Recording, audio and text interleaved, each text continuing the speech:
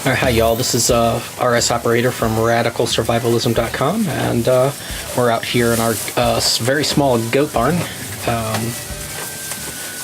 It's feeding time, and what I'm showing you now is our youngest of the two, who this year, although she was not kidded, developed what I believe is called Precocious Udder, in that she came into milk. And again, she was never kidded, so kind of a rare event, but the problem we ran into was that she just didn't come into milk. She developed what seems to be mastitis along with that, and that is a swelling or inflammation in her udder.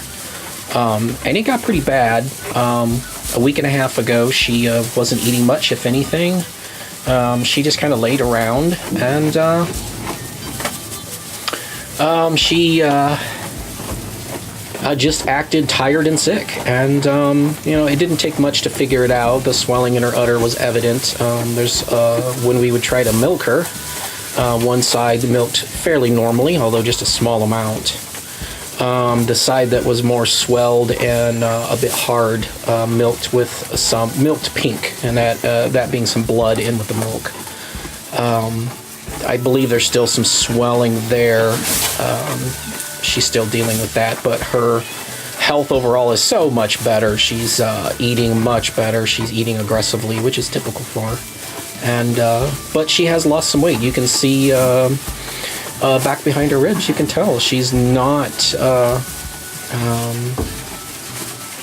chunky like she was. And having raised her from when she was very small, we obviously can see very clearly that she's has lost weight, but at this rate she's gonna put it back on.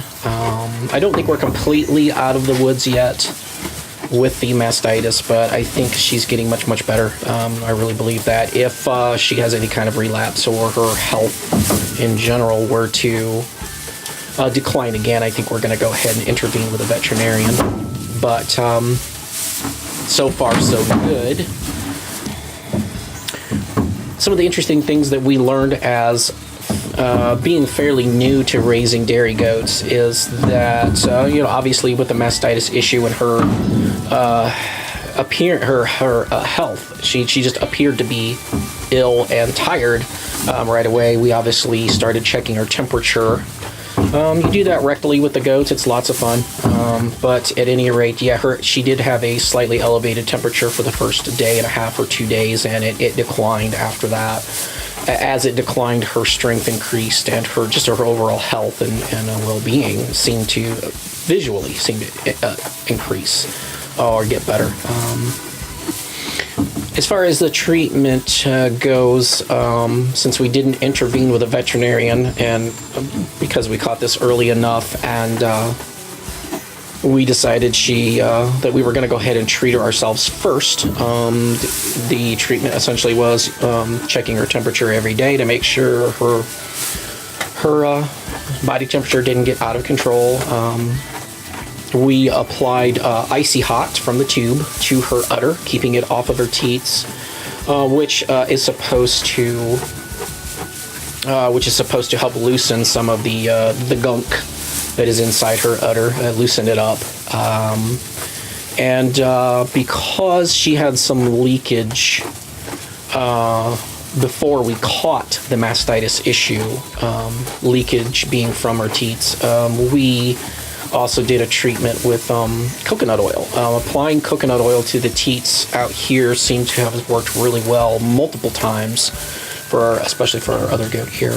Multiple times whenever she would get chafed from milking, or I think even one time we had an issue where she might have gotten some frostbite on one of her teats from lying on a metal strip.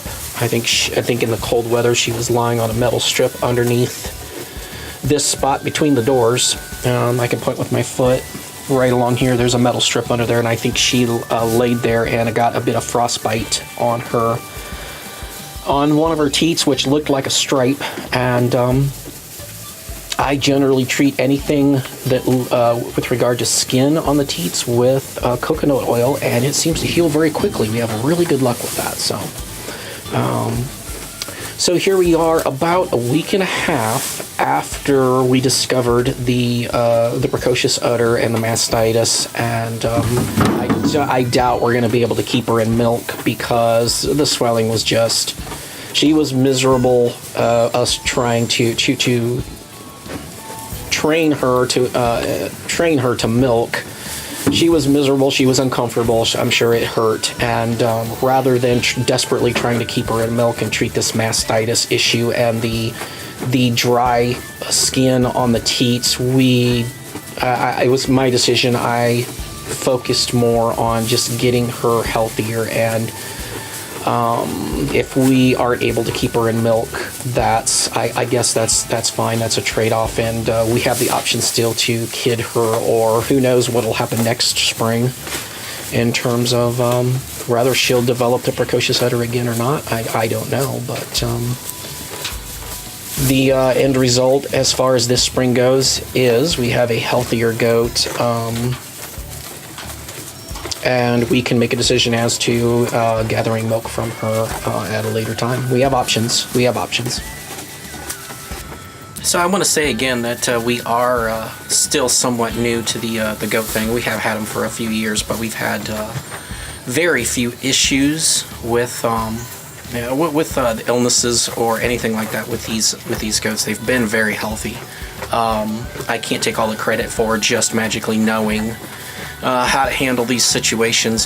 We do have some friends who also raise goats and have a lot more experience and a lot more goats, and I have the ability to just call up or text one of those friends and tell them what we're experiencing, and they usually give me some really cool ideas and point me in the right direction in terms of how to help the goats and how to get them healthy again. So hats off to them for being on call for us, so to speak, and not really asking for anything in return, which is really cool and really rare these days. Alright, if you like this video and are interested in seeing more, check us out at radicalsurvivalism.com. If you want to follow me on Twitter, you can follow me at twitter.com/radsurvival.